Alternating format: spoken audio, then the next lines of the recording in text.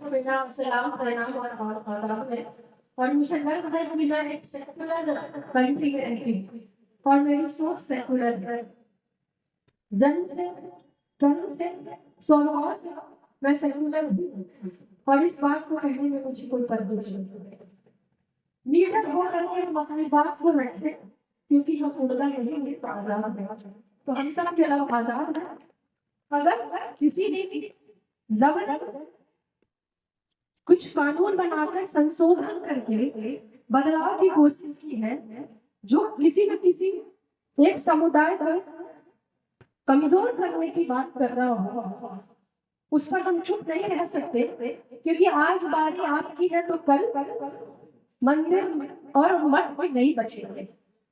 तो आज जो वो इस चीज का हिस्सा नहीं बने हैं, उन्हें मैं ये कहना चाहती हूँ, क्यों कहावत सुनी है ना कि आग लगेंगे जल में तो कई घर जलेंगे, ऐसा कुछ है। तो वो अगर आज नहीं बोलेंगे एक होकर के, तो फिर ये कोई गारंटी नहीं ले सकता कि बारी फिर पति की नहीं आएगी, अगली बारी आपकी भी हो सकती है। जो मैं समझ पाई हूँ, आपने जो अभी पढ़ा ज्ञापन जो आप सोचने वाले हैं, उसके तहत जो मुझे समझ में आया कि वक्फ के तहत जो मुस्लिम समुदाय के लोग दान देते हैं जमीन को अपनी स्वेच्छा से, जहाँ पे कि अस्पताल, मदरसे और मतलब कब्रगाह या तमाम चीजें, ईदगाह, ऐसी चीजों के इस्तेमाल में और मदरसों के माध्यम से बच्चों को शिक्षा देने के लिए, यानी कि सभी नेक कार्यों के लिए उस जगहों का इस्तेमाल किया जाता है।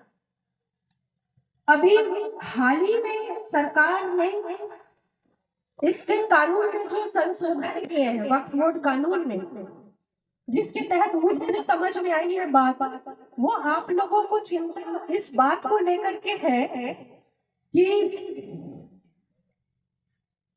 इंडिविजुअल एक्ट के तहत ये प्रावधान है कि 12 वर्ष तक अगर संपत्ति किसी के पास रह जाती है तो रिवर्स पोजीशन के तहत ऑटोमेटिक वो उसका हकदार हो जाता है। तो इसके माध्यम से कहीं ऐसा तो नहीं कि सरकार उस जमीन पे कब्जा करना चाहती है।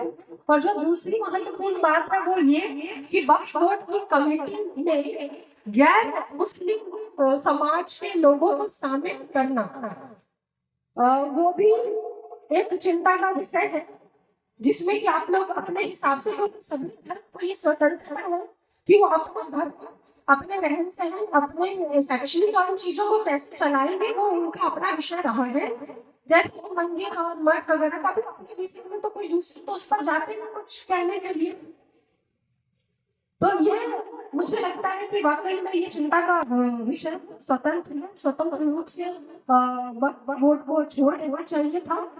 और उनकी मैं अभी भी इस बात को कहना चाहती हूँ कि आप लोगों की जो चिंता है, उस चिंता को लाजमी मानते हुए सरकार को तुरंत इसमें पुनः पूर्व जैसा नहीं कर दिया जाना चाहिए, जैसा मैं समझती हूँ। दूसरी नीति केंद्र सरकार की तो हमेशा से ये नीति रही है। उनकी प्रॉब्लम ये है कि जिसके करते कुछ नहीं है।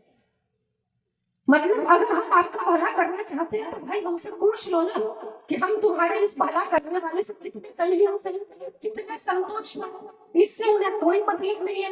कृषि कानून बनाते हैं मगर उससे किसानों का भला नहीं होता, किसान ही उसका बहिष्कार करते हैं, फिर उन्हें बदलाव करना पड़ता है। कई लाशें जब गिर जाती हैं, कई मौतें हो जाती हैं, तमाम तरह के कटीले तार और ये लगा करके रोकने का प्रयत्न करते हैं और उसके बाद फिर कानून में वापस बदलाव किए जाते हैं। तो भाई ऐसा करते ही क्यों हो? जिसके लिए कर रहे हो उससे कुछ चाहते नहीं हो और तुम जबरदस्ती कॉपी जा रहे हो। और यही हाल उन्होंने बोर्ड में संशोधन करके किया है कानून में। लेकिन हम चाहते नहीं बढ़िया हो और तुम जबरदस्ती दिखा रहे हो। तो हमें लगता है कि इसमें आप लोगों की जो मांग है वो बिल्कुल वाजिब है और सैद्धांतिक तौर पे और हर तरीके से मॉडर्न तौर पे मैं आप लोगों के इस मांग के साथ हूँ और मैंने सिग्नेचर किया है। और चूंकि मैं अभी 7 घंटे का सफर, 7 घंटे इसलिए होता है कि 2 घंटे मैं एकदम जाम में फंसी रही हूँ। राम दयालु से लेकर के मेडिकल तक जाम था। और अभी बिल्कुल घर के सदस्य रह सकते हैं, हमारे साथ हमेशा रहते हैं। उनके बेटे की शादी है और नहीं भी तो 30 से 35 कॉल आ चुके हैं। जयकुमार जी की पहली शादी है घर की, और वहां से भी आ रहे हैं। तो मैं बहुत ज्यादा वक्त नहीं लूंगी।